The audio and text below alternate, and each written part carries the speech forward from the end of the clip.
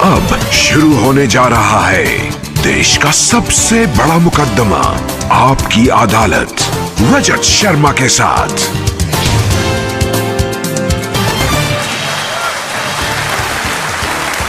नमस्कार, आपकी अदालत में आपका बहुत बहुत स्वागत है। आपकी अदालत में हम ऐसे लोगों को इनवाइट करते हैं जिनको लेकर जनता के मन में उत्सुकता रहती है, जिनसे लोग सवाल पूछना चाहते हैं, जिनके बारे में लोगों के मन में क्यूरियोसिटी होती है।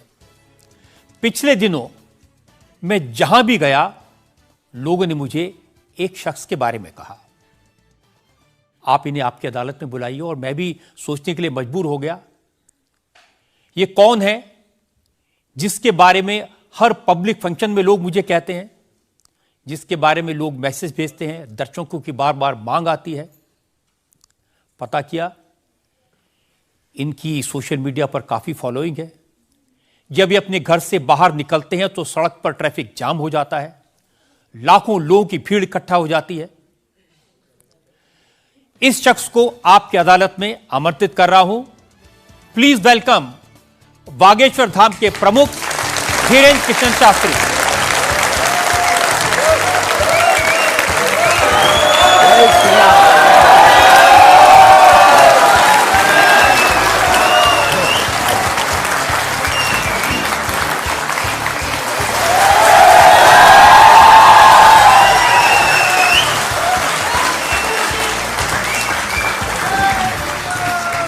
और धीरेन्द्र कृष्ण शास्त्री पर मुकदमे में आज हमारे जज हैं वरिष्ठ पत्रकार विनोद अग्निहोत्री।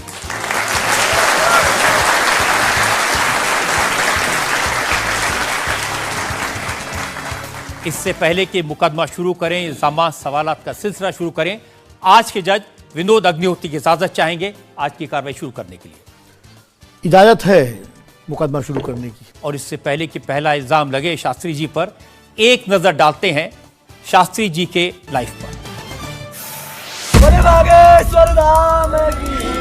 आजकल पूरे देश में बागेश्वर धाम के प्रमुख धीरेन्द्र कृष्ण शास्त्री की बहुत चर्चा है।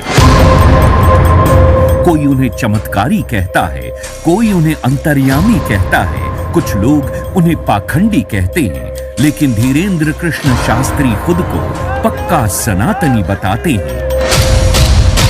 अब हिंदू एक हो जाओ, सनातनी एक हो जाओ, यही हम चिल्ला रहे हैं कब से। शक्ति का प्रभाव दिखाना यही हमारा उद्देश्य है। धीरेन्द्र कृष्ण शास्त्री का दावा है कि उनके ऊपर बजरंगबली की विशेष कृपा है। वो भक्तों का दुख दर्द सिर्फ अपने इष्ट तक पहुंचाते हैं। चूंकि भक्तों पर कृपा बरस रही है, इसलिए धीरेन्द्र कृष्ण शास्त्री का प्रताप भी बढ़ रहा है। उनके भक्तों की संख्या अब लाखों में है। धीरेन्द्र कृष्ण शास्त्री सिर्फ 26 साल के हैं। साल 2 साल में ही बागेश्वर धाम के पीठाधीश्वर के रूप में वे विख्यात हो गए। अब बड़े बड़े मंत्री और अफसर भी उनके दरबार में हाजिरी लगाते हैं। धीरेन्द्र कृष्ण शास्त्री सबसे पहले नजरों में आए जब संस्कार टीवी पर उनकी भागवत कथा दिखाई जाने लगी। फिर वो चमत्कार भी दिखाने लगे। 21वीं सदी के इस कथावाचक के वीडियो आजकल हर मोबाइल में है।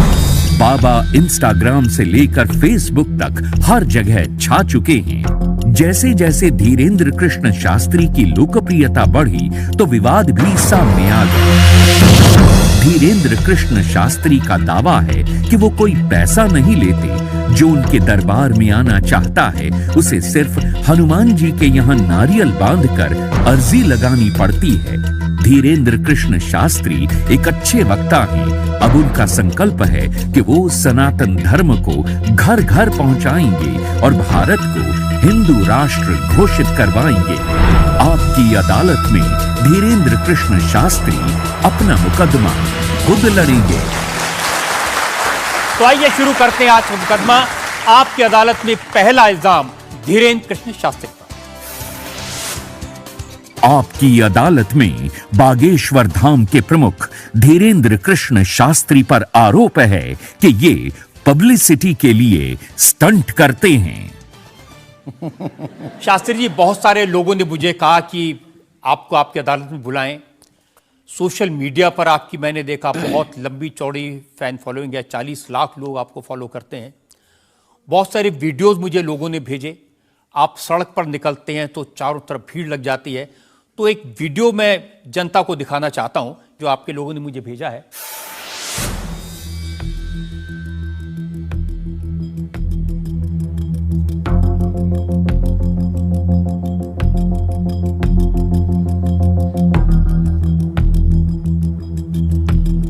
तो ये वाकई में शास्त्री जी असली वीडियो है या पब्लिसिटी स्टंट है, बनाया हुआ है? लोगों की अपनी अपनी भावनाएं होती हैं, अपनी दृष्टि से देखने की। ये वास्तविकता एक जगह की नहीं है। जहां जहां बागेश्वर बालाजी का दरबार लगता, जहां जहां बागेश्वर बालाजी की कृपा से दास कथा करने जाता, ये तो कम है, कैमरे में कम आया है, और ज्यादा है।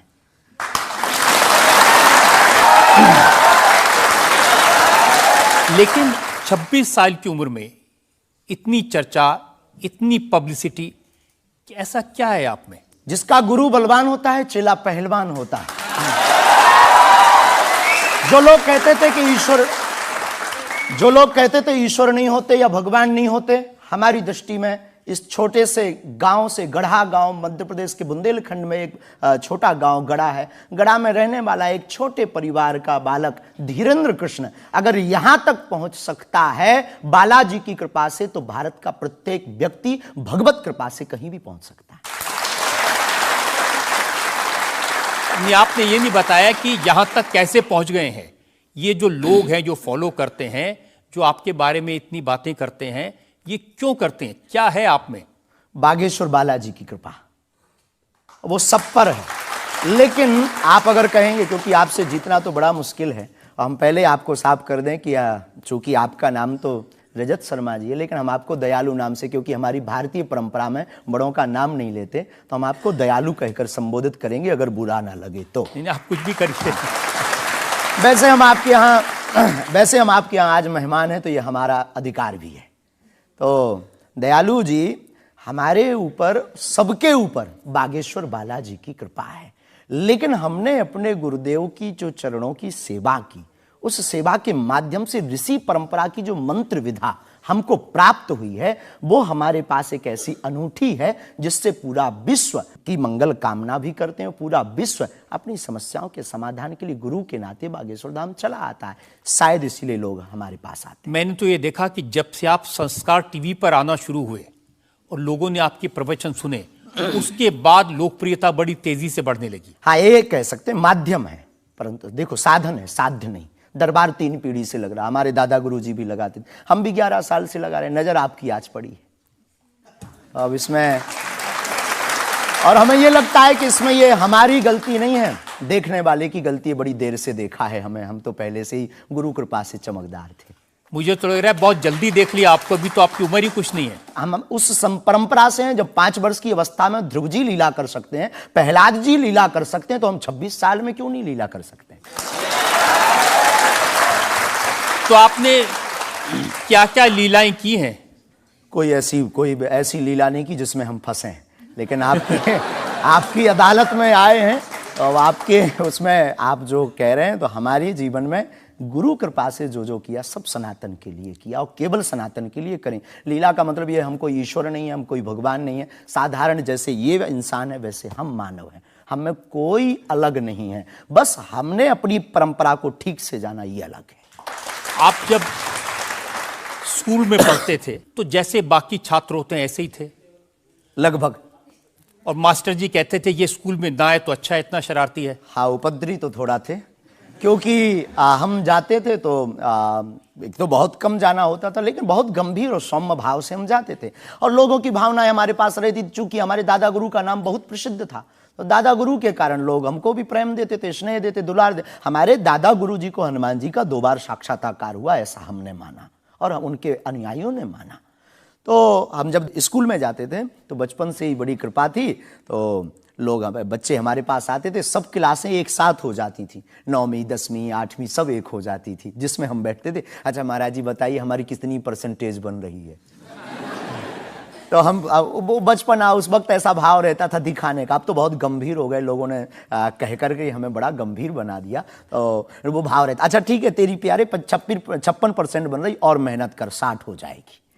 तो कौन हनुमान जी बताते थे कितनी परसेंटेज? गुरु प्रेरणा। हमसे कोई शक्ति बात नहीं करती है, कोई सामने नहीं हमारे पास बैठती है, हमें तो अनुभव होता है, प्रेरणा होती है, जो ऋषि परंपरा में प्रेरणा है। जो हमारे भारत में अनेकानेक महापुरुष, तो हमको प्रेरणा लगती है, ऐसा अनुभव होता है कि ऐसा होगा, जैसे हमें प्रेरणा लग जाती है कि ऐसा होगा, वो हम लिख देते हैं, और इष्ट कृपा से और अपने इष्ट के प्रति आस्था से वो बात सत्य निकलती है। हमारा जीवन भी बड़ा अभाव से गुजरा। एक छोटी झोपड़ी रहती थी, वो भी झोपड़ी, कच्ची झोपड़ी, उसमें पिताजी रहते थे, हमारी माँ, हमसे छोटी बहन और उससे छोटा भाई, 5 लोग उसमें रहते थे। उसी में भगवान को स्थान था। दादा गुरुजी निर्मोही अखाड़ा से साधु थे, तो उन्हें परिवार से ज्यादा मतलब नहीं था। तो बड़ा अभाव में गुजरा हमारा जीवन, बहुत विचित्र स्थितियों में गुजरा। लेकिन अभाव ने प्रभाव की महिमा बताई, और आज प्रभाव ने हमें अभाव की महिमा बताई। तो आप कह रहे हैं कि जब छात्र थे तो साधारण छात्र थे, जैसे बाकी बच्चे होते हैं, वैसे आज घर परिवार वैसा था जैसे बाकी लोगों का होता है। कोई नई बात नहीं, कोई ऐसा, हम कोई ईश्वर नहीं है, हम संसार से कोई अलग से ब्रह्मा जी की फैक्ट्री से सेट नहीं भये। हम जैसे दुनिया है वैसे हम हैं। बस गुरु परंपरा और हनुमान जी की कृपा क्या होती है, शायद हनुमान जी ने और गुरु ने हमको चुना, ये ललकार कर बताने के लिए, हमें लगता है हमारा। तो इस देश में तो बहुत सारे लोग हैं जो हनुमान जी के भक्त हैं, करोड़ों लोग। हाँ, मंगलवार को, शनिवार को मंदिरों में जाते हैं, व्रत रखते हैं, प्रसाद चढ़ाते हैं। तो हनुमान जी ने आपको क्यों पकड़ा? कुछ ज्यादा ही घनिष्ठता होगी हमारी, उनको ज्यादा मोहब्बत हम पर आई होगी। लेकिन इस करोड़ों लोगों में हनुमान जी के लाखों भक्त हैं, उन्होंने अपने लिए मांगा और हमने पूरी विश्व के लिए मांगा। इसीलिए हमें लगता है कि हम में और बाकियों में अंतर है। देखिए आपने क्या मांगा, इसके कुछ वीडियोस मैंने देखे हैं। वाह। आप लोगों से कह रहे हैं कि आपके पास जितना चाहे दान दे दो, अपना मकान दे दो, फ्लैट दे दो, बंगला दे दो, घोड़ा दे दो, गाड़ी दे दो, सोना चांदी, बैंक, एफडी, मंगलसूत्र, अंगूठी, लुगाई लड़का छोड़ के सब मुझे दे दो। ये हमारा डिस्क्लेमर रहता है दरबार के पहले का। लोगों को जो भावनाएं रहती हैं कि गुरु परंपरा के लोग और साधु लोग दरबार इसलिए लगाते हैं, भगवान को इसलिए रखते हैं कि ये कमाई का जरिया बनाते हैं। और हमने अपने दरबार में बैनर लगा करके, वो माइक पर ठोक करके बोलते हैं कि यहाँ किसी भी प्रकार का शुल्क, फीस, दक्षिणा नहीं लगता। पर अगर तुम शिष्य मानते हो अपने आप को और हम गुरु हैं, तो गुरु परंपरा के नाते अगर कुछ भी तुम दे दो, अगर आप भी इंडिया टीवी का ये हाउस हमारे नाम करें, हमें कोई दिक्कत, हमें कोई दिक्कत, और लेते भी हैं। लेना बुरा नहीं है, उपयोगिता बुरी है, लेकर के उसका सदुपयोग करते या दुरुपयोग करते। हम लेते हैं, कोई अगर देता है तो स्वीकार करते गुरु के नाते। हम उस परंपरा से हैं जहां अंगूठा तक दान गुरु को दे दिया जाता है, हम भी लेते हैं। कितना कमा लेते हैं? हमारी तो कोई फिक्स कमाई नहीं है, क्योंकि हमारी कोई कंपनी या बिजनेस नहीं है। कोई चढ़ा जाता है, हमारे पास करोड़ों सनातनियों का प्यार, लाखों करोड़ों लोगों की दुआएं, हजारों संतों का आशीर्वाद, इतनी कोई हिसाब किताब तो रखता होगा ना कि कितना पैसा आया। जितने सनातनी उतनी कमाई, हिसाब आप लगाओ।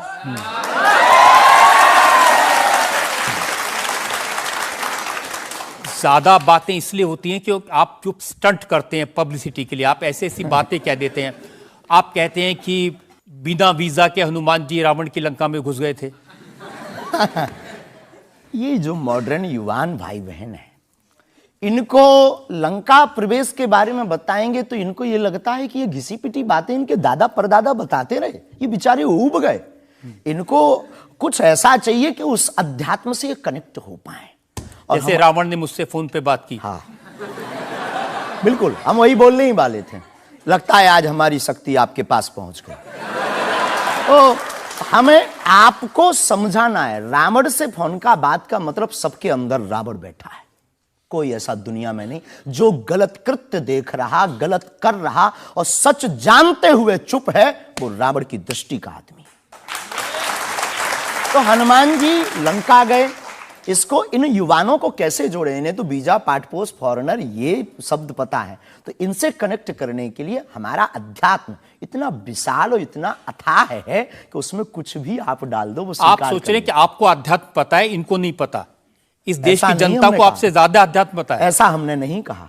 हमें अपने हिसाब का पता है, उन्हें अपने हिसाब का, वो अपने में श्रेष्ठ हैं, हम अपने में अब जो कोशिश कर रहे हैं विद्यार्थी। हमने ऐसा कभी नहीं कहा कि हम श्रेष्ठ हैं, और ये आरोप हमें नहीं लगता कि ठीक है। आपका ये कहना कि मेरे पास एक गधा है जिसमें वाईफाई है और वो प्लेन में भी वाईफाई चलता है, ये मजाक की बातें नहीं है। लोगों की दृष्टि से, भावनात्मक दृष्टि से देखा जाए तो ये बहुत गहरा विषय है। मजाक की दृष्टि से अगर कोई देखेगा तो देखो, जाकी रही भावना जैसी प्रभु मूलत देखी तिन तैसी। भगवान की कोई लीला को सिर्फ रास लीला को उठाते हैं, लेकिन हम तो महाभारत भी उठाते हैं। तो अपनी अपनी दृष्टि है, हम ये मजाक में नहीं कहते। हम उनको बताना चाहते हैं कि हमारे देवी देवताओं से जो हमारे इष्ट की परंपरा की जो निशानी है वो अगर नज़दीक रहे, गुरु की निशानी अगर नज़दीक रहे, माता पिता की बातों की निशानी नज़दीक रहे, तो बेटा कभी गलती नहीं करेगा, वो चार चांद लगाता रहेगा। शास्त्री जी, इसको कहते हैं आप अंधों के शहर में आईना बेचने की कोशिश कर रहे हैं।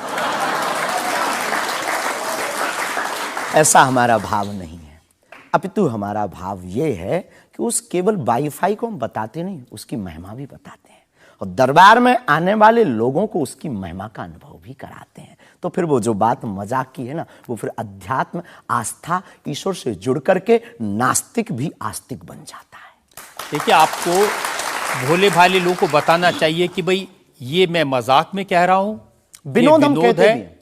और ये मैं ये असल हम में बहुत कह बार बोलते हैं, विनोद हम कर रहे हैं, हम बहुत बार बोलते हैं। अब कोई हमारे विनोद को सीरियस ले ले तो वो उसका निजी अनुभव है। तो अब मैं लोगों को बता दूं कि एक बार बगैर टिकट पकड़े गए थे आप रेलवे में। हाँ, ये तो बताना चाहिए, बिल्कुल पकड़े गए थे, लेकिन ये भी बताइए कि हम टीटी से ही 1100 रुपया लेकर आए थे। उसी टीटी से लेकर आए थे, और जिस वाईफाई की आपने चर्चा की उसी वाईफाई की दम पर उसके बाप का नाम बताकर लेकर आए थे। इसी तरह की बातें कह के ऐसे दिखाते हैं जैसे चमत्कार कर दिया, जैसे मेरे ऊपर हनुमान जी की बहुत कृपा हो गई, मैं भविष्यवक्ता हूं, और फिर जो भोले भाले लोग हैं वो प्रभावित हो जाते हैं। हमने कभी एक नहीं दावा किया कि हम चमत्कारी हैं। आज भी आपकी अदालत में हम कहते हैं कि हम कोई चमत्कारी नहीं है, हम कोई ईश्वर नहीं है, हम कोई महात्मा नहीं है, हम एक आम इंसान हैं।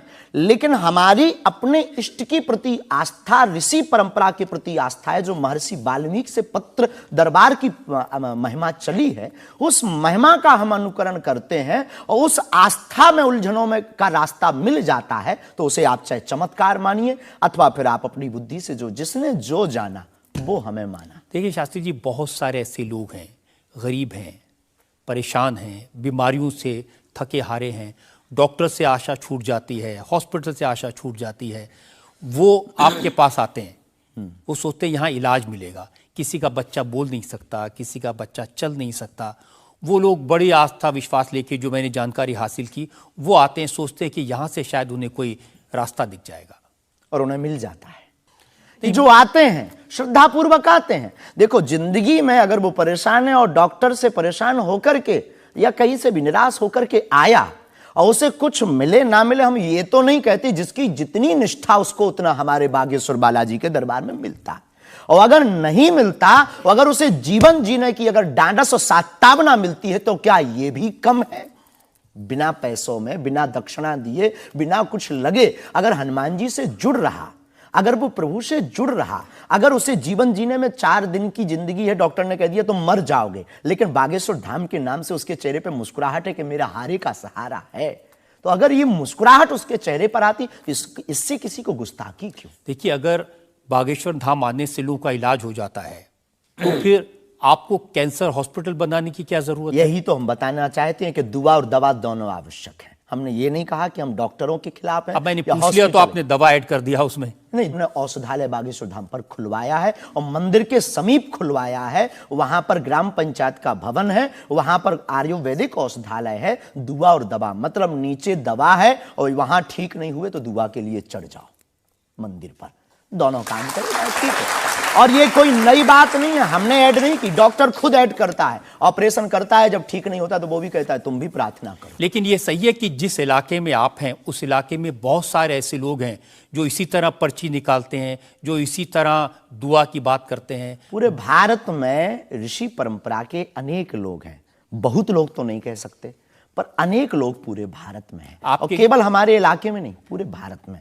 हमारे इलाके में बागेश्वर बालाजी की महिमा और दादा गुरुजी के पास दरबार से, कृपा से बहुत से महापुरुष और भी। मैं बताता हूँ, एक लवलेश नाम के गुरुजी हैं, 20 साल की उम्र है, और वो भी इसी तरह से पर्ची निकालते हैं। वो भी इसी तरह से। हम कभी ऐसे मिले नहीं, इस भाव से हमारा कभी मिलना नहीं हुआ, और इस विषय पर उनका निज मत हो हम कह नहीं सकते, ईश्वर जाने। नहीं, मत तो पता नहीं, उनके ऊपर रेप का इल्जाम है और वो जेल में है, कह नहीं सकते।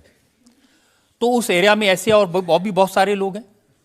अभी हम अर्जी लगाने के हिसाब से घूमे नहीं हैं। आप कहो तो इस बार जाकर के घूमेंगे कितने लोग हैं। अभी तो हमें एक पता है, छतरपुर जिले में एक गढ़ा गांव है, वहां बागेश्वर धाम है, वहां सदगुरु सन्यासी बाबा से परंपरा चली दरबार की, आप भी आइए। ये बात सही है कि देश में बहुत सारे ऐसे लोग हैं जो कहते हैं हमारे पास सिद्धि है। एक जयपुर में है, उन्होंने बताया कि मैंने कर्ण पिशाच को साधा हुआ है, और वो भी किसी की भी डेट ऑफ बर्थ बता देते हैं, किसी के परिवार वालों का नाम बता देते हैं। हमारे पास ऐसी कोई सिद्धि नहीं है, ना हमने ऐसी कोई साधना कर रखी है। हमारे पास सिर्फ अपने इष्ट पर, हनुमान जी पर भरोसा है, जो अष्ट सिद्ध नवनिधि के दाता हैं। ना हम कोई डेट बताते हैं, ना हम कोई नाम बताते हैं, और अगर उनकी कृपा से पता चल जाए तो कोई बुरी बात नहीं। जनता में जो लोग सवाल पूछना चाहते हैं। आमतौर पर क्या होता है कि संत का नाम आते ही हमारे माइंड में एक इमेज बनती है कि गाड़ी होगी, बहुत ही जो उनकी वेशभूषा होगी बहुत ही सिंपल और सरल होगी, लेकिन आपकी वेशभूषा देख के, टोपी देख के लगता है एकदम कलरफुल रहता है।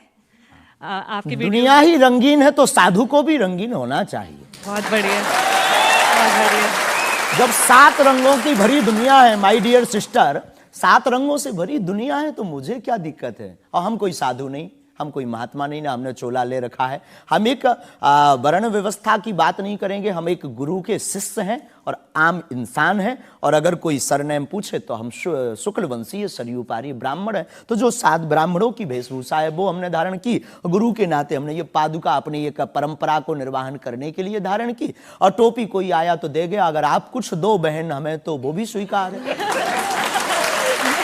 आप चाहो तो कुछ हमें पहनने को दे सकते हो, हम पहन लेंगे। एक वेबसाइट ने लिखा कि ये जो टोपी पहनते हैं ये पहनाने वाले से भी कुछ गुरु दक्षिणा लेते हैं, जो कपड़े पहनते हैं, जो कपड़े जिसके दिए पहनते हैं उससे भी कुछ पैसा लेते हैं। आज तक ऐसा कोई मिला नहीं है, खोज जारी है।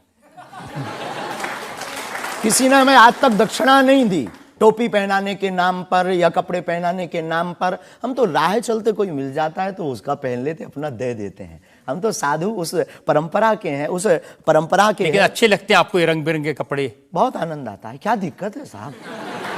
किसी को दिक्कत है वो हमसे ज्यादा रंगीन पहने। एक शायर ने कहा कि जो खानदानी रईस हैं वो मिजाज रखते हैं नर्म अपना, आपका लहजा बता रहा है आपकी ये दौलत शोहरत नहीं।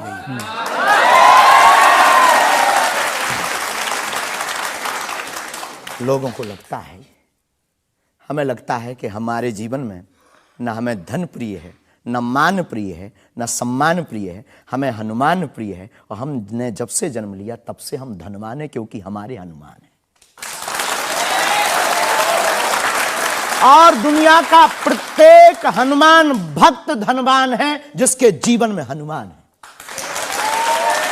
और वो निर्धन है इस दुनिया में जिसके जीवन में भगवान नहीं, वो निर्धन है। और अगर बाप हनुमान हो और धनवान हनुमान हो और उनका भक्त अगर रंगीन ना हो, पीला लाल ना हो, जब हनुमान जी लाल देह लाली से हो सकता तो लाल पगड़ी क्यों नहीं हो सकती? ये मुझे पता चल गया है कि आप इसी तरह की डायलॉग बाजी करके ही इतने पॉपुलर हुए हैं। आपकी अदालत में अगला इंसान। आपकी अदालत में बागेश्वर धाम के प्रमुख धीरेन्द्र कृष्ण शास्त्री पर इल्जाम है कि ये असभ्य भाषा का प्रयोग करते हैं। शास्त्री जी, कुछ लोग आपको पीठाधीश्वर मानते हैं, कुछ लोग गुरु मानते हैं, लोग महाराज कहते हैं, बड़ा आदर करते हैं। कोई संत कहता है लेकिन आप जिस भाषा का प्रयोग करते हैं वो इस गरिमा के अनुकूल नहीं लगती कई बार। जैसे आपने एक पत्रकार को कहा कि तुझे नंगा कर दूंगा, ये साधु की भाषा तो नहीं हो सकती, ये संत की भाषा तो नहीं हो सकती। ब्राह्मण समाज पर कमेंट करने वाले एक व्यक्ति को आपने कहा मूर्ख, ठठेरी के बरे, नकट्टा। तो ये ठठेरी क्या ये होता कोई हम जातिवादी नहीं है, पहली बात तो हम ये क्लियर करें। नहीं, ये ठठेरी क्या होता है? ये हमारे बुंदेलखंड का एक भावनात्मक शब्द है, ठठरी। जब माताएं बड़ी आवेश में होती है और बालक कोई गलती कर देता है तो माताएं अपनी बालक को कहती हैं, अरे ठठरी के बरे सुधर जा, न कटा।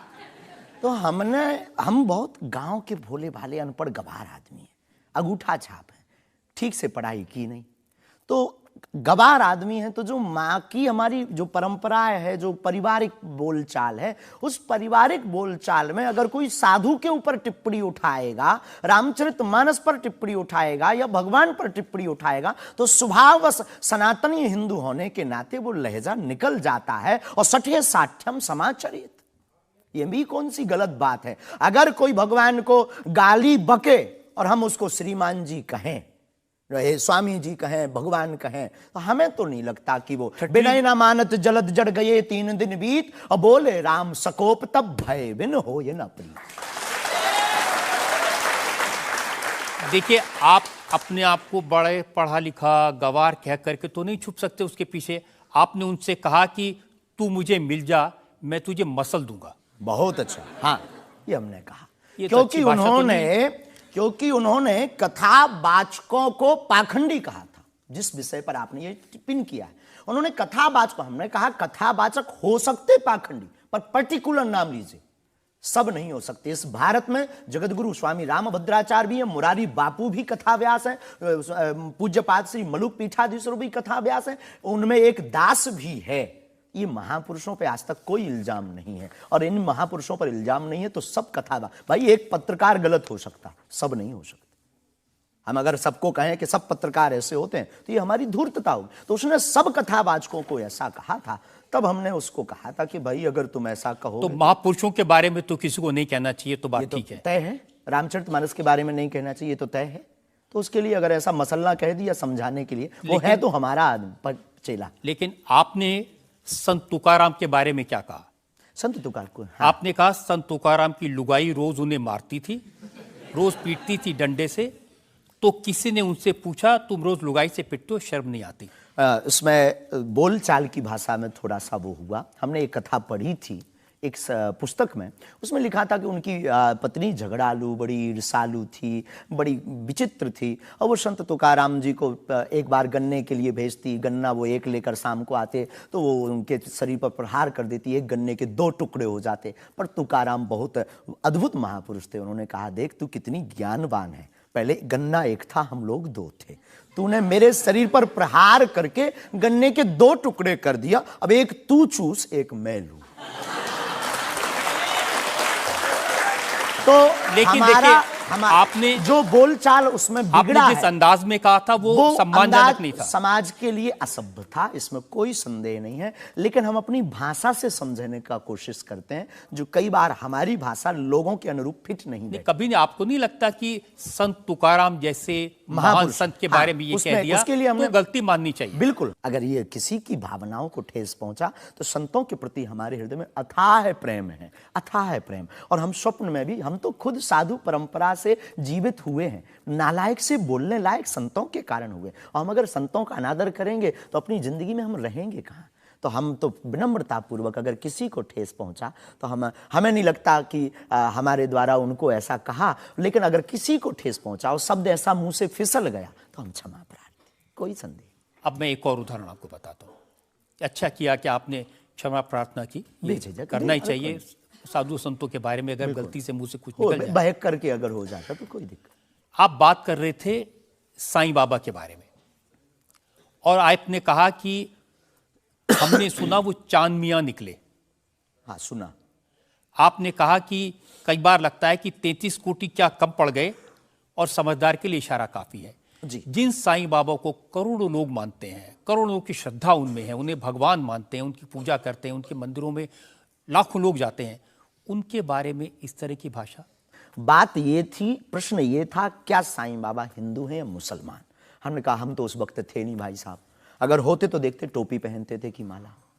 तो हमने जो सुना है, कोर्ट ने कहा, ऐसा एक पत्रकार में पत्र वार्ता में निकला है कि वो चांदनियां हैं। उन्होंने, उनके जो कमेटी के लोग हैं, उन्होंने क्षमा मांगी। तो हमने यही बात उनको बता दी, बस प्रेस की बात बता दी। तो हमसे ज्यादा ये आरोप जिस पत्रकार ने ये छापा है उस पर उठना चाहिए। नहीं, लेकिन आपके कहने से लोगों की भावनाएं आहत हुई। हमारा किसी भी संत के प्रति अनादर नहीं, सब धर्मों के प्रति सम्मान है। जो जिस धर्म को मान रहा, बलपूर्वक उसको मानना चाहिए। हम सिर्फ अपने धर्म के कट्टर हैं, सिर्फ ये बताना चाहते हैं हम आपको। तो साईं बाबा का सम्मान करते हैं आप? बेझिझक, संत के नाते, संत के नाते बेझिझक। हमें बाबा साईं बाबा से क्या आपत्ति है, क्या विपत्ति है? हमें अपने आप से आपत्ति नहीं है, हमें किसी साधु से कैसे आपत्ति हो सकती? क्योंकि जिस सनातन धर्म की आप बात करते हैं, वो वसुदेव कुटुंबकम सबसे की पहले चर्चा। तो संयम, धैर्य, भाषा पर नियंत्रण, ये सब। लेकिन कब तक धैर्य, कब तक संयम? राम की यात्रा पर कब तक पत्थर सहेंगे? पालघर के संतों को बर्बरता के साथ मारा जाता है, कब तक सहेंगे? रामचरितमानस की प्रतियां जलाई जाती हैं, कब तक सहेंगे? संतों को पाखंडी इस देश में बताया जाता है, कब तक धैर्य और संयम रखें? एक दिन भगवान का भी धैर्य खो गया था और उन्होंने भी बाण मार करके समुद्र को सुखा दिया था और रावण का दमन कर दिया था। तो हम कब तक धैर्य, ये भोले भाले लोग, ये भोले भाले सनातनी कब तक ये धैर्य सहेंगे? और एक बात हम आपकी अदालत में बोल देते हैं, सनातन के लिए अगर हमारे प्राण जाते हों और अगर लोगों की दृष्टि में हम असंयमित हैं तो ये हमें बने रहने दीजिए। देखिए, सनातन धर्म के बारे में आप अच्छी बातें कही, किसी को आपत्ति नहीं है, लेकिन अभी जो आप इतनी जोर जोर से कह रहे थे कब तक बर्दाश्त करें, कब तक बर्दाश्त करें, तो कौन आपको बर्दाश्त करने को कह रहा है? जो ये प्रतियां जला रहे हैं, जो संतों को मार रहे हैं, जो सनातन के खिलाफ झूठा प्रचार कर रहे हैं, जो संतों के खिलाफ और सनातन की संस्कृति को छिन्न भिन्न करने के लिए मूवी बना रहे हैं। जब आप ऐसी बातें कहते हैं ना, तो असदुद्दीन ओवैसी जैसे लोगों को ये कहने का मौका मिलता है कि इन लोगों को अनाप शनाप बातें करने का अधिकार दे दिया सरकार ने। उनको लगता है कि इस तरह की बातें करते हैं उससे समाज में नफरत पैदा होती है, दीवारें खड़ी होती हैं। हम करें तो चोरी, वो करें तो सीना जोरी। उनके मंचों से मारने काटने की बात होती तब नहीं, अक्षरधाम में 40 हिंदुओं को मारा जाता तब नहीं है, उनके खुले मंच पर धर्म परिवर्तन करवाया जाता है तब कुछ नहीं होता है। उनके खुले मंच पर संतों को, कितने संतों की हम आपको वीडियो क्लिप ना दिखा दें, उनके खिलाफ टिप्पणी की, गाली बकी गई, यहां तक कि हमको भी रोज 500 गालियां आज दी जा रही। तो क्या ये सही है? शास्त्री जी, हिंदू समाज में भी ऐसे बहुत सारे लोग हैं जो इस तरह की भाषा का इस्तेमाल करते हैं, जो इस तरह की धमकियां देते हैं, जो दूसरे धर्मों की भावनाओं को हमें नहीं आहत लगता करते कि हैं। हिंदू समाज धमकियां देता है, जवाब दे। समाज नहीं, हिंदू समाज में भी कुछ लोग ऐसे वो हैं, कुछ लोग अगर जो हैं इसी तो तरह का भाषा का इस्तेमाल सबका करते- तो नहीं कह सकते, पर हम प्रत्युत्तर दें। नहीं, जो लोग ऐसे लोग हैं उनके लिए भी आपको उसी सख्ती से बोलना चाहिए। हम किसी भी पंथ के विरोधी नहीं हैं, हम सनातन धर्म के कट्टर हैं और सनातन का विरोध, हमें मुसलमानों से डर नहीं है, ना पादरियों से, ईसाइयों से, अपने में भी रहने वाले कुछ जयचंदों से भी डर है जो सनातन का विरोध कर रहे हैं। हम उनके खिलाफ भी बोलते हैं। और ये जो मसलने वाला विषय है, ये मसलने वाला विषय जो हमने बोला है, वो किसी मुसलमान के लिए नहीं बोला, एक हिंदू व्यक्ति के लिए ही बोला, जब उसने संतों पर उंगली उठाई थी। और बोलना हमें मौलिक अधिकार है, हम भी भारतीय नागरिक हैं। मुसलमानों से कुछ परेशानी है? बिल्कुल भी नहीं, हमारे तो मित्र भी हैं। मैंने तो ये हमें भी कोई सुना कि आपकी बहन की शादी एक मुसलमान से पैसे लेकर सहयोग आपने दी, करवाई हाँ। थी। आज भी हमारा मित्र, अभी 5 दिन पहले ही मिला, चाय भी पी। और हमारा लगभग 500-600 मुसलमान परिवार है जो आत्मा से जुड़े हैं। इस भारत का प्रत्येक नागरिक अपने हृदय पर अगर हाथ रखे ना, अब मीडिया में वो कुछ भी बोले, तो उसकी रंगों में राम और कृष्ण का ही ब्लड बह रहा है। तो हम मानवता के पुजारी हैं, हम मानवता के पुजारी हैं, जातियों के या पंथ के पुजारी नहीं। हम इसको लेकर मेरे पास और इल्जाम है। हम एक ब्रेक के रुकेंगे और ब्रेक के बाद आपकी अदालत में धीरेन्द्र के शास्त्री पर इल्जामात और सवालात का एक और आपकी अदालत में अगला इल्जाम। आपकी अदालत में बागेश्वर धाम के प्रमुख धीरेन्द्र कृष्ण शास्त्री पर आरोप है कि ये अपने विरोधियों को धमकी देते हैं। शास्त्री जी, सुना है कि विरोधियों को धमकी दे रहे थे आप, लेकिन आजकल आपको भी धमकियां मिलने लगी हैं। आपको भी लोग कह रहे हैं कि जान को खतरा है। हाँ, ये कोई नई बात नहीं है। इस भारत में जब जब भी सनातन की बात किसी ने पुरजोर तरीके से उठाई है तो उसको मिटाने के लिए और उसको डिगाने के लिए तरह तरह के स्वांग और षड्यंत्र, तरह तरह के प्रायोजित ढंग से उसको फंसाने के उपाय किए गए हैं। लेकिन सिर पर सीताराम, फिकर फिर क्या करना। और रही बात धमकी की, तो साधु परंपरा में या हम अपनी गुरु परंपरा में कभी किसी को धमकी नहीं देते हैं। हम सिर्फ ये कहते हैं कायदे में रहोगे तो फायदे में रहोगे। आपके लिए सुरक्षा की मांग करने के लिए आपके समर्थकों ने जंतर मंतर पर एक प्रदर्शन किया, उसका वीडियो मैंने देखा है। और जो लोग बागेश्वर धाम के नाम पर वहां प्रदर्शन कर रहे हैं, वो कह रहे थे अब चाकू छोड़ो, तलवारें रखो, अब इन लोगों को गोली मारो। और वो लोग बहुत ही हिंसक भाषा का इस्तेमाल ये बिल्कुल भी कतई हमें पसंद नहीं है और इसकी छूट हमने कदापि किसी को नहीं दी है, क्योंकि हम स्वयं ये कहते हैं कि जिंदगी में याद रखना, सनातन धर्म वो धर्म है जो अहिंसा का पुजारी है और हम हिंसा के पक्षधर नहीं है, क्योंकि हिंदू का अर्थ ही होता है जो हिंसा का दमन करे। लेकिन आपने तो कुछ रिएक्ट ही नहीं किया। वो आपके स्पोक्स पर्सन हैं, उन्होंने कहा कि अरे तुम सब कब मारोगे, जब सब मर जाओगे, ईसाइयों को मुसलमानों को कब मारोगे। नहीं, ये बात बिल्कुल गलत है, क्योंकि सबको जीने का अधिकार है और हमें ऐसी कोई जानकारी नहीं लगी और हमारी तरफ से कोई लोग नहीं गए। लेकिन मैंने आपको जानकारी दे दी, आप चाहें तो मैं आपको वीडियो भेज दूंगा, वो देख लीजिए। बिल्कुल, हम एक बार बोलेंगे उनको, बेझिझक बोलेंगे। हम कभी इसके पक्षधर नहीं है। हम भारत में बहुत प्रेम और बहुत ही अहिंसा पूर्वक जीवन के पक्षधर हैं, इसलिए हमने हिंदू राष्ट्र की मांग की है। इतने अहिंसा के पक्षधर हैं आप, आपने खुद एक बार कहा कि अब सब हिंदू अपने हाथ में हथियार, माला और भाला रखो। ये तो हमारी देवी देवताओं के भी हाथ में है। प्रत्येक भगवान के हाथ में, किसी के हाथ में मुगदर है, त्रिशूल है, उनसे भी लोगों को आपत्ति होगी जिन्हें दिक्कत है। हम सुरक्षा करना, भारतीय संविधान में भी हथियार देने का लाइसेंस दिया जाता है, उसको बंद करवाया जाए। जो हथियार देने का लाइसेंस है वो इसलिए आत्मरक्षा के लिए। तो हम भी आत्मरक्षा के लिए भाला रखवा रहे हैं। हमारी क्षमता नहीं ना बंदूक लेने की, साहब गरीब आदमी है।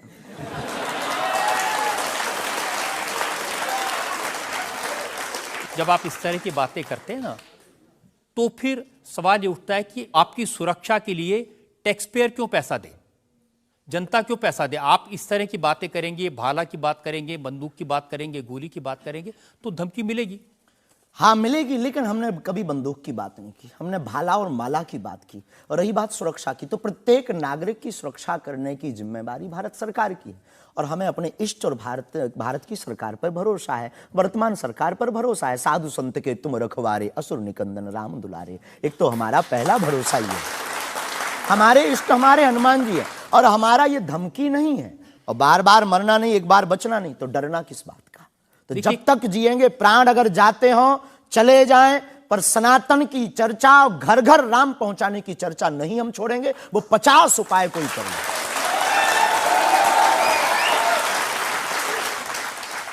कोई ना कोई डर तो है। आप कहते हैं कि मैं अब बुलडोजर खरीदने वाला हूं, हिंदुओं एक हो जाओ, पत्थर मारने वालों पर बुलडोजर चलाओ। ये भी हमारा अहिंसात्मक बयान है, पूर्ण अहिंसात्मक। बुलडोजर कब से अहिंसात्मक हो गया? वाह, ये कुआं खोदने के भी तो काम आता है। तो हमने कहा कि अगर राम की यात्रा पर कोई पत्थर फेंकेगा तो बचाने के लिए भाई बुलडोजर खरीदो। और अगर किसी को अपनी शरीर की दिक्कत है या किसी को अपने पंथ को दिक्कत है, वो क्रेन खरीद ले, हमें क्या दिक्कत है। हम कोई रोक नहीं रहे हैं, लेकिन अभी हमारे पास इतना रुपया नहीं आया कि हम बुलडोजर लें। और अगर आप लोग सहयोग करेंगे तो हम रख लेंगे। देखिए, ये डायलॉग मारना अच्छा है, डायलॉग नहीं, लोगों को मजा भी आता है। गुरु की परंपरा के अनुसार हम सिर्फ एक बात बताते हैं। हाँ, लोगों को डायलॉग लगता है। कैसे गुरु हैं जिनकी परंपरा में कभी भाला, कभी बुलडोजर, और फिर कहते हैं मैं अहिंसा की बात ये हमारी करता हूं। ऋषि परंपरा है। ये भगवान राम की परंपरा है। अच्छा, धनुष भगवान बाण राम के लिए। टाइम पर बुलडोजर आते थे। भगवान राम धनुष बाण लिए थे। अब थोड़ा टेक्नोलॉजी बढ़ गई है तो टेक्नोलॉजी के हिसाब से हमें भी बदलना चाहिए। परिवर्तन प्रकृति क्या का नियम करेंगे, है। क्या करेंगे बुलडोजर का? आत्मरक्षा। घर के बाहर रखेंगे कि देख भाई तू आना मत, ये भी है भाई। बंदूक जो इनके पास होते, सिपाहियों के पास चलाते थोड़ी है अनेक बार, वो तो दिखाने के लिए होती है कि तू कुछ करना। आप जो बातें कह रहे हैं ना कि सिपाहियों के पास भी बंदूक होती है, जो सीमा पर रक्षा करते हैं उनके पास बंदूक होती है, हमारे पास क्यों नहीं हो सकती? ऐसी बातें जानते, मैंने किससे सुनी थी बहुत साल पहले, भिंडरान वाले से। ये कौन है? भिंडरान वाले पंजाब में जो आतंकवाद फैला था उसके सिंबल थे। नहीं, हमने कभी बंदूक की बात नहीं की, बुलडोजर की। उनसे मैंने ये सवाल पूछा था। उन्होंने बुलडोजर रखी थी। मैं आपको बताता हूँ, उनसे मैंने, देखिए ये मजाक की बात नहीं है, मैंने उनसे सवाल पूछा था कि उनकी आपत्ति क्या थी कि जो हिंदू हैं वो यज्ञोपवीत क्यों पहनते हैं और सिख लोगों को कृपाण लेकर जाने की इजाजत क्यों नहीं होती। तो मैंने उनसे कहा कि यज्ञोपवीत से क्या नुकसान किसी को हो सकता है? तो उन्होंने कहा नहीं, इससे भी गला घोट के मारा जा सकता है। मैंने कहा आप तो बंदूक की बात कर रहे हैं। तो उन्होंने यही कहा था कि सिपाहियों के हाथ में भी तो बंदूक होती है, वो भी आत्मरक्षा के लिए। तो ऐसी बातें जो लोग गुरु परंपरा के लोग हों उनको नहीं कहनी चाहिए। आपकी दृष्टि से कह सकते हैं, लेकिन हमें लगता है कि आत्मरक्षा के लिए सब कुछ जरूरी है और वर्तमान समय में आवश्यक है। और बुलडोजर की बात अगर कहें तो बुलडोजर का पूर्ण अहिंसात्मक बयान है और किसी व्यक्ति से अगर आप जोड़ रहे हैं तो वो उसका निज मत है। हमारा मत बंदूक की तरफ। सनातन धर्म का मत क्या है? सनातन धर्म का मत है सनातन सत्य, अहिंसा, दया, क्षमा, दान, जप, तप। मारकाट की बात तो नहीं करता। वीरता सनातन भी धर्म है, ये वीरता का प्रतीक है बुलडोजर। चाय भी मंगवा दो साहब। अच्छा, हम चाय पियेंगे, हमें चाय की पीना बड़ी चाहते आदत हैं। है। हाँ, और पानी और चाय दोनों भेजा जाए। जी। वैसे तो संतों को चाय पसंद नहीं आती है ना? लेकिन आपके बारे में जितना मैं रिसर्च की हूँ मुझे पता चला है आपको चाय बहुत पसंद है। क्या ये सही है? जी बहन, बहुत सही बात है। जो कौन सी चाय अदरक पसंद वाली करते चाय। हैं? अदरक वाली चाय, और हमारे दादा गुरु जी को बहुत प्रिय है। इस चाय से हमारी याद जुड़ी हुई है दादा गुरु से। हम 2 भाई है वैसे तो, पर ताऊ चाचा के मिलाकर के 10 भाई हैं। और हम जब दादा गुरुजी के पास जाते थे तो सब ऐसे ही बैठते थे। तो दादा गुरुजी बहुत सिद्ध महापुरुष, बहुत कम बोलते थे, महापुरुष थे।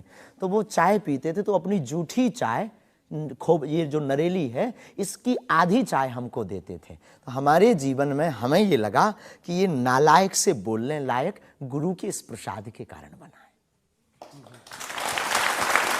और प्रत्येक, इसके पीछे एक और रहस्य है, प्रत्येक बालक को अपनी परंपरा को छोड़ना नहीं चाहिए, चाहे किसी भी लेवल पर पहुंच जाए। शायद ये भी सूत्र है। शुरुआत जहां से हुई, गुरु से शुरू जिसका जीवन हुआ, उसे कुछ भूलना नहीं चाहिए। इसलिए हम भूले नहीं, ये शायद हमें लगता कि हमारी अच्छी आदत है। चाय बुरी आदत, क्षमा कीजिए। युवानों से प्रार्थना है, मत पीना, हम नहीं रुकेंगे।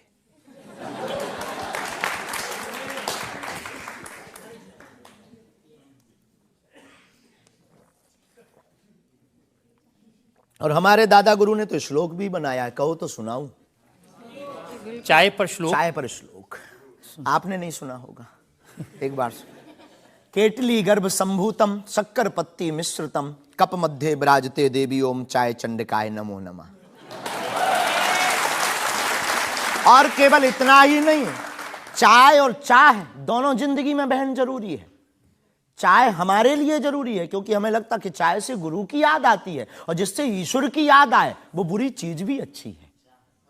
और चाह, परमात्मा को पाने की चाह भी जिंदगी में बहुत जरूरी है। जिसके अंदर ईश्वर को पाने की चाह होती, वो आदमी भी नंबर 1 का होता। चाह पैसों से आनों में आती रही, चाह आनों से रुपया बनाती रही, चाह रुपयों से नोट बुनाती रही, चाह नोटों से कोठी चुनाती रही, चाह कोठी में मोटर मंगाती रही, चाह मोटर से होटल में जाती रही, चाह होटल में बोतल खुलाती रही, चाहे क्या क्या ना करती कराती रही। चाहे मोटर से होटल में जाती रही, चाहे होटल में बोतल खुलाती रही, चाहे क्या क्या ना करती कराती रही, चाहे पाली जिन्होंने वो पीले हुए चाहे छोड़ी जिन्होंने वो रसीले हुए, चाहे जी से लगी जी जरा हो गया, चाहे हरी से लगी जी हरा हो गया। अब एक ही चाहे हमको चाहिए, वो अगर चाहे हनुमान जी तो फिर क्या चाहिए।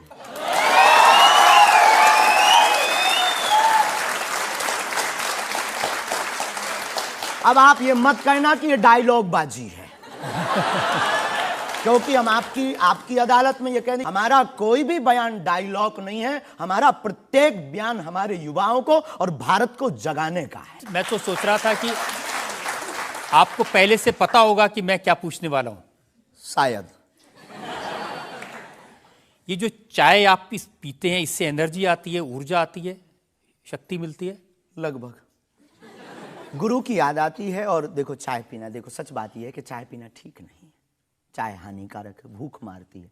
लेकिन हम 24 घंटे में 18 घंटे सेवा करते हैं, लगभग 17 घंटे गद्दी पे बैठते बोलते हैं। भूख लगेगी तो नींद आएगी, नींद को मारने का एक बहुत अच्छा उपाय है चाय पी लेंगे। भूख कम तो हम ज़्यादा समाज सेवा कर पाते हैं, हमें ऐसा लगता है, पर डॉक्टरी भाषा में ये ठीक नहीं है। तो ये सिर्फ समाज सेवा के काम आती है, या फिर जैसे शाहरुख खान की फिल्म पठान को आपने क्रिटिसाइज किया, वो भी चाय का असर था?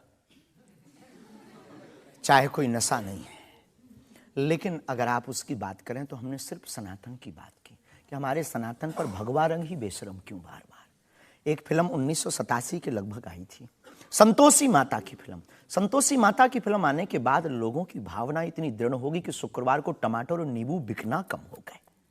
और अगर आप सनातन के खिलाफ, आपको याद होगा, और अगर सनातन के खिलाफ कोई मूवी बनाओ तो मंदिरों में, भगवान के चरणों में और माता पिता और गुरु के प्रति आस्था लोगों की कम हो जाएगी। इसलिए बार बार हमारी संस्कृति, हमारे सनातन और हमारे भगवान राम को टारगेट ना किया जाए। देखिए, बिना देखे आपने फैसला कर लिया कि वो भगवान राम को टारगेट किया गया है, सनातन को टारगेट किया गया है। भगवा रंग तो देखने की जरूरत ही नहीं है, खून ही भगवा है।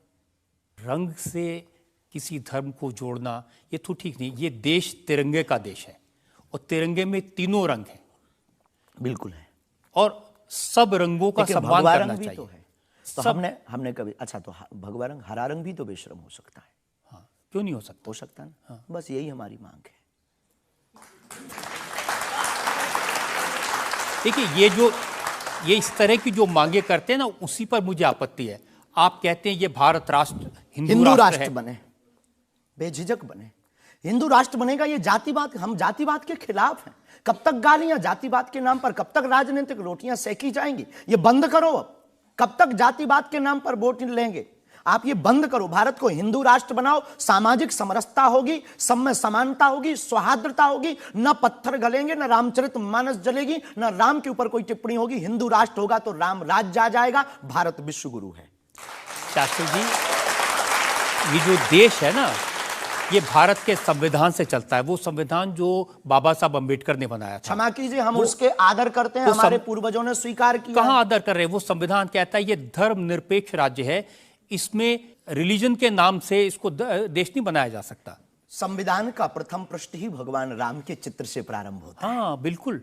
संविधान का प्रथम पृष्ठ, जिस देश का संविधान भगवान राम से प्रारंभ हो, तो क्या वो हिंदू राष्ट्र, राम राज्य नहीं हो सकता है? वही संविधान जो भगवान राम के पृष्ठ से शुरू होता है, वही संविधान कहता है कि भारत एक धर्म निरपेक्ष हमने ऐसा राज्य सुना है, पढ़ा नहीं है, पूछना नहीं, पंथ निरपेक्ष कहा है।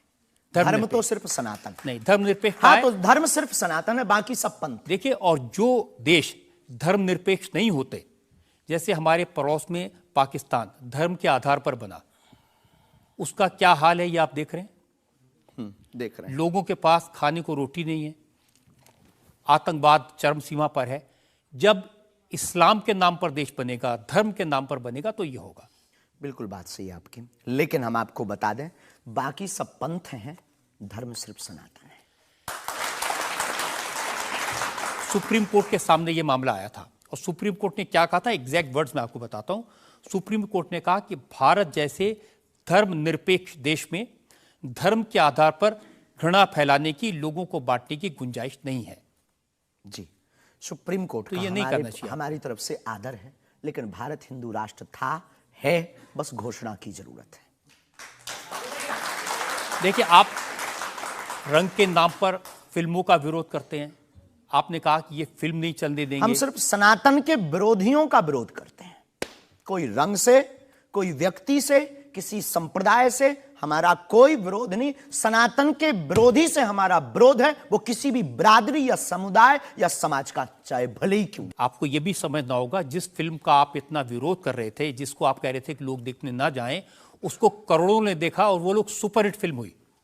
होनी भी चाहिए, हमने सुना सुधार भी किया है, और सुधार करके कोई करे तो फिल्मों से हमारा कोई विरोध नहीं है, क्योंकि वो एक कला है और कला के प्रति हमारा सम्मान है। नहीं, लेकिन आप तो बार बार कभी आप आमिर खान की फिल्म का जिक्र करते हैं, कभी क्योंकि वो पीके वाली मूवी बना करके भगवान को गाल पर चिपका करके शंकर जी को बाथरूम में बंद करता है। तो क्या ये सही है? जिसके प्रति हमारी आस्था है, लाखों लोग कहेंगे इस बात को सुनने के बाद, जिनके प्रति हमारी आस्था है उनके साथ ऐसा मजाक किया जाए, भगवान के साथ खिलवाड़ किया जाए, क्या ये सही है? और उसकी बात बोलना अगर विरोध है तो हम मरते दम तक विरोध करेंगे। शास्त्री जी, मुझे कभी कभी लगता है कि चूंकि आपकी उम्र कम है, जैसे आप भिंडरान को नहीं जानते, ऐसे ही फिल्मों का इतिहास भी आप नहीं जानते।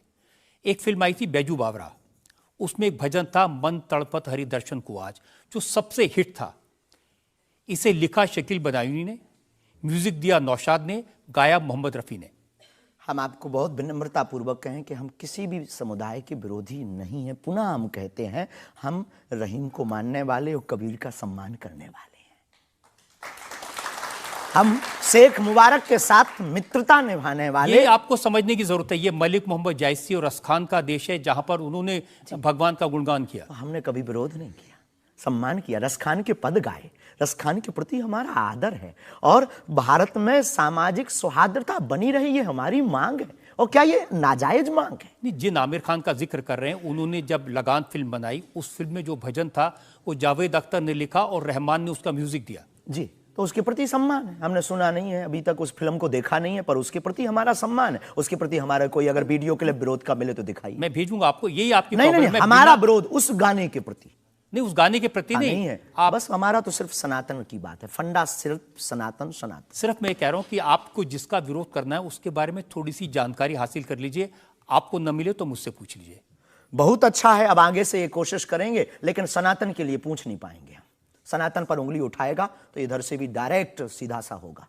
ऐसा लगता है कि जैसे आपने सनातन धर्म के नाम पर धमकियां देने की दुकान खोल ली है। अगर किसी को यह धमकी लगती है तो उसे लगना चाहिए, क्योंकि प्रत्येक भारतीय नागरिक को बोलने का अधिकार है, और हमें भी बोलने का अधिकार है सनातन के लिए, क्योंकि हमारा जन्म सनातन के लिए हुआ, हमारा जीवन सनातन के लिए है, और हम मरेंगे भी सनातन। बोलने पर आपत्ति नहीं है, हम धमकी देने पर आपत्ति है। हम धमकी नहीं देते, हम सिर्फ ये कहते हैं कायदे में रहो तो फायदे में रहो। ये भारत राम का देश है, बस हम कायदा सिखाते हैं, और गुरु का काम है कायदा सिखाना, धमकी नहीं। गुरु क्या डांट करके धमकी देता है? गुरु धमकी, अगर कुम्हार मटका बनाता है तो भीतर से हाथ भी तो लगाता है।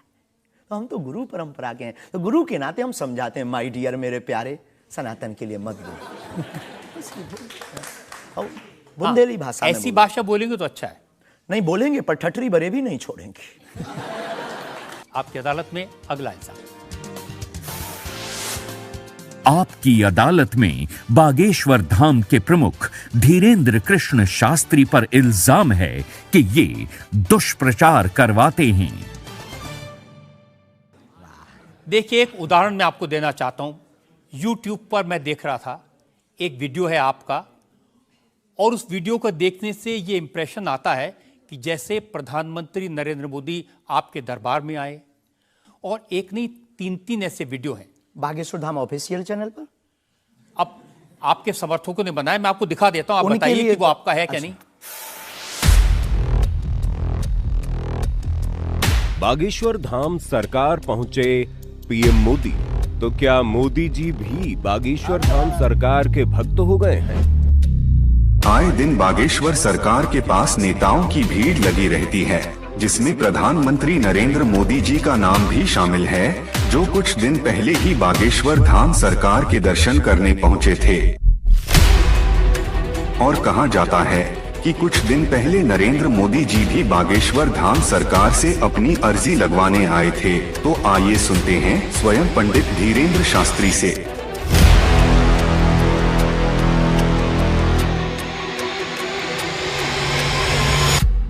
मोदी जी को ये प्रोजेक्ट करते हुए जैसे बागेश्वर धाम आए, मेरी जानकारी है कि 3 वीडियोस हैं, उनमें से एक बागेश्वर धाम का है। बागेश्वर धाम के ऑफिशियल चैनल से कभी हो ही नहीं सकता है, न ऐसी भूल हो सकती है, क्योंकि हमने कभी ऐसी इजाज़त नहीं दी। ये बहुत बड़ी गलतियां हैं। टीआरपी के चक्कर में रोज तो लोग हमारी शादी करवा देते हैं यूट्यूब पर। आपने सिर्फ ये भर देखा, ये भी तो देखिए कि हर बार हमारी लड़की बदल दी जाती है। हैप्पी बर्थडे कहीं ये कह दिया जाता है। एक ने न्यूज डाली थी, बागेश्वर सरकार 23 तारीख को परिणय सूत्र में बंधेंगे। संतों के फोन आने लगे। तो ये सिर्फ मीडिया पर, चूंकि बागेश्वर धाम बहुत सर्च हो रहा, और हनुमान जी भला सर्च हो क्यों ना, हनुमान जी तो लोगों की श्वास में, ये पवन पुत्र हैं। तो लोग बागेश्वर धाम बालाजी के नाम से सर्च करते हैं, तो लोगों को जो कुछ यूट्यूब वाले हैं, सब नहीं, कुछ यूट्यूब वाले हैं जो अपनी व्यूअरशिप बढ़ाने के चक्कर में इस प्रकार का कुकृत्य करते हैं, जो दुष्प्रचार है। और बागेश्वर धाम ने इस पर अनेक बार कार्रवाई भी की, उनके खिलाफ नोटिस भी भेजा, और अनेक बार डिस्क्लेमर भी बागेश्वर दरबार में हमने दिया है कि किसी भी प्रकार की भ्रामक जानकारी से बचें। धाम का इस प्रकार से कोई भी लेना देना नहीं है। ये खुद की निजता के साथ वो बेफुजूली के कार्य कर रहे हैं, और बागेश्वर धाम इसके लिए कानूनी कार्रवाई भी करवाएगा। शास्त्री जी, प्रधानमंत्री को लेकर इस तरह की वीडियो बागेश्वर धाम के नाम से जाएं, तो आपको नहीं लगता कि ये भोले भाले लोगों के लिए मिसलीडिंग है? लोग ऐसी बातों पर भरोसा कर लेंगे। धाम से तो हुआ नहीं, कोई कर रहा हो तो खबर नहीं है, पर कर रहा जो उसके खिलाफ कानूनी कार्रवाई। अगर आपके नाम पे भी कोई कर रहा है तो भी आपको कोई एक्शन लेना चाहिए। आपने कुछ कार्रवाई की है? हाँ, अनेक बार नोटिस भी भिजवाया है, अनेक बार कितने चैनलों को बंद करवाया है, जो कई बार कोई खान के खिलाफ कर देते थे हमारे लिए, कई बार कोई धमकी डाल दे। बागेश्वर धाम पहुंचे जेल, अब वो ऐसी हथकड़ी हो, वो पुलिस अगल बगल लगा देते थे। तो इनसे हमारी आपके सोच से भी प्रार्थना, इसको बहुत देखा जाएगा, आपकी अदालत को जब भी देखा जाए, इस प्रकार की भ्रामक जानकारी से बचें। हम इस प्रकार, कोई भी हमारा दरबार या कथा प्रदर्शन का विषय नहीं है, हमारी कथा और दरबार दर्शन का विषय है। तो आपकी तरफ से मोदी जी के वीडियोस को लेकर के क्या कार्रवाई की गई? इसमें अभी इसकी हमें आज पता लगा है कि मोदी जी का बना है। पूर्व में हमको वो जेएलएल वाला बताया था, हमें इसका ज्ञान नहीं है, लेकिन हम जाते ही तुरंत आपकी अदालत के बाद लीगली कार्रवाई एफआईआर अपने अमुक थाने पर करवाएंगे। अच्छा, इसके अलावा और भी बहुत सारे वीडियोस हैं। देवेंद्र फडणवीस का है, मनोज तिवारी का है। ये तो आए थे। ये भी फर्जी वीडियो है? अरे नहीं, ये तो आए थे, इनके मत करवा दियो ना ना ना, ना। देवेंद्र फडणवीस जी भी आए थे, मनोज तिवारी हमारे बहुत प्रिय शिष्य हैं, वो भी आए थे, और बहुत आए हैं, पर मोदी जी नहीं आए हैं। हाँ, ये बता देते हैं, तो इन पे एफआईआर जी डिलीट ना करवा दियो, आप रोक दियो। लेकिन आपके 1-2 सेंटेंसेस हैं जिसमें आप कुछ मोदी जी कह रहे हैं, मोदी जी आइए। हाँ, वो हम लंदन में दरबार में थे, ये शायद उससे अगर ये जोड़ा हो, पूरा तो देखा नहीं, उससे जोड़ा हो तो खबर नहीं, हौस नहीं। मोदी जी वो जहाँ लंदन में राम कथा हम कर रहे थे, तो श्री राम मंदिर के, सनातन मंदिर के जो प्रमुख हैं वो एक मोदी जी हैं, और वो भी गुजराती हैं। तो वो दरबार में बैठे हुए थे, किसी कारण उनकी व्यवस्था के कारण प्रशंसा के लिए उनका जिक्र आया, तो लोगों ने शायद वो कट करके उठाया हो, हमारे स्मरण में ऐसा है। लेकिन ये भी गलत है, ये भी अपराध है। वो भी ऑफिशियली बिना लीगली सहमति लिए बिना आप कोई भी वीडियो शेयर या वो नहीं कर सकता, ऐसा कुछ नियम है, तो ये भी गलत है। मैं आपको बताऊं शास्त्री जी, मैंने 40 साल हो गए मुझे पत्रकारिता में, ऐसे बहुत सारे उदाहरण मैंने देखे हैं। चंद्रा स्वामी को उदाहरण देखा था, वो नरसिम्हा राव के साथ उनकी तस्वीरें, राजीव गांधी के साथ उनकी तस्वीरें, जॉन मैकेंद्रो के साथ तस्वीरें, लिज टेलर के साथ, ये अंतर्राष्ट्रीय ख्याति प्राप्त लोग हैं, और वो ये तस्वीरें दिखाकर अपनी दुकान चलाते थे। और वाकई में जो दुनिया के बड़े बड़े लीडर्स थे, उनसे उनकी पहचान थी। ब्रुनई के सुल्तान उनके शिष्य बन गए थे इसी वजह से। अफ्रीकन कंट्रीज के प्रेसिडेंट थे मोबुतू, वो उनके शिष्य बन गए थे। हमारा कभी भी भाव, कोई आवे सब सम्मानीय है। हमारा ये भाव नहीं है कि हम आपकी फोटो दिखा करके लोग हमको माने। देखो, आप हमारी मीडिया पर प्रचार कर सकते हो, पर अगर दम नहीं होगी, सत्यता नहीं होगी, तो व्यक्ति एक बार आएगा, लौटकर कभी नहीं आएगा, आपको भी गाली देगा, हमको भी गाली देगा। तो ये माध्यम हो सकते हैं, साधन हो सकते, साध्य नहीं। तो हमारा ऐसा भाव नहीं, क्योंकि हमारे पास जो है वो खुली किताब है, ऊपर से नीचे तक, और हम कभी ये नहीं चाहते कि लोग देखें। अब कोई देख रहा तो वो उनकी दृष्टि और उनकी आंख है। हम तो सिर्फ ये चाहते हमें हमारा परमात्मा हनुमान जी देखे, बस। क्या चाहते हैं आप हनुमान जी से? सनातन धर्म और हिंदू राष्ट्र। फिर भी मांग पूरी नहीं होगी। अगर हिंदू राष्ट्र आप कह देंगे कि बन गया तो हम अखंड भारत मांगेंगे।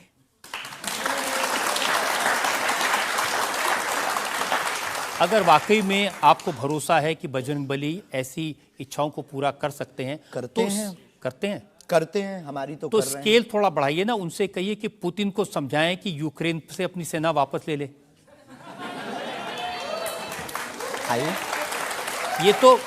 ये तो अंतर्राष्ट्रीय, क्योंकि उससे जो यूक्रेन क्रिश्चियन मुल्क है उनको पता चलेगा कि सनातन धर्म की शक्ति कितनी है। हम अपनी तरफ से प्रतिदिन विश्व में कल्याण हो, विश्व में शांति हो, ये अर्जी लगाते हैं। और हनुमान जी ने रावण को भी समझाया था, मान जा भगवान है, वापस कर दो जानकी माता को। लेकिन जिसकी आ गई हो तो हनुमान जी की बातें उसे नहीं भाती हैं। गुरु के नाते हमने भी प्रार्थना की। अब किसी की आ गई, हम जो बताने, हमारे पास लोग आते, महाराज जी हम मर ना जाएं। अब उसको क्या कहें कि जो बता रहा उसे भी मरना है। हद हो गई, तो पागलों जैसी बात करते मेरे पागल। लेकिन हम श्रीमान जी बड़े विनम्रता पूर्वक कहें कि अगर आपको लगता है तो आपको अर्जी लगाने एक बार बागेश्वर धाम। नहीं, ये अर्जियां लगाने का काम तो आपका है, मेरा नहीं है।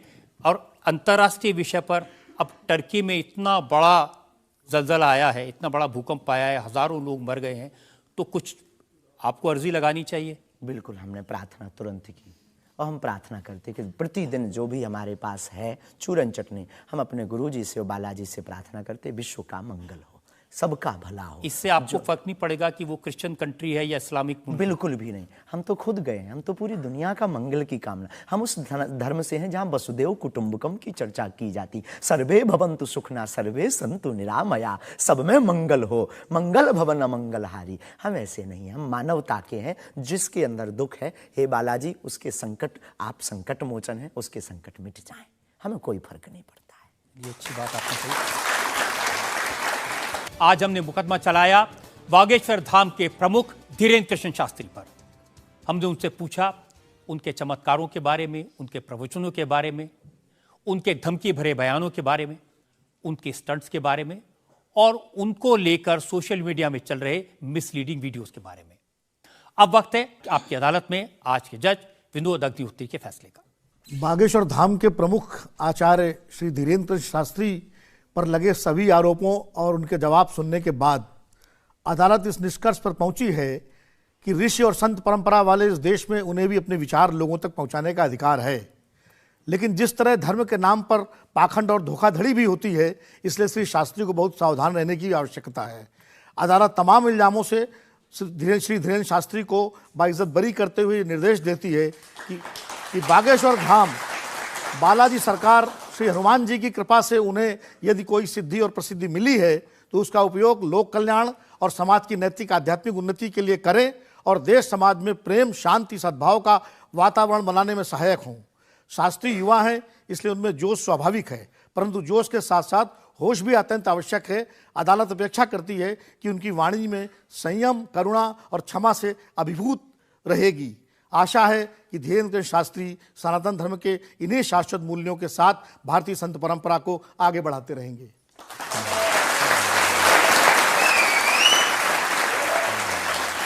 इस विश्वास के साथ कि हमारे जज साहब ने जो हिदायत दी है धीरेन्द्र शास्त्री उसका पालन करेंगे, संभल कर रहेंगे और समाज में किसी भी तरह की भ्रांतियां न फैलें, इसका ध्यान रखेंगे।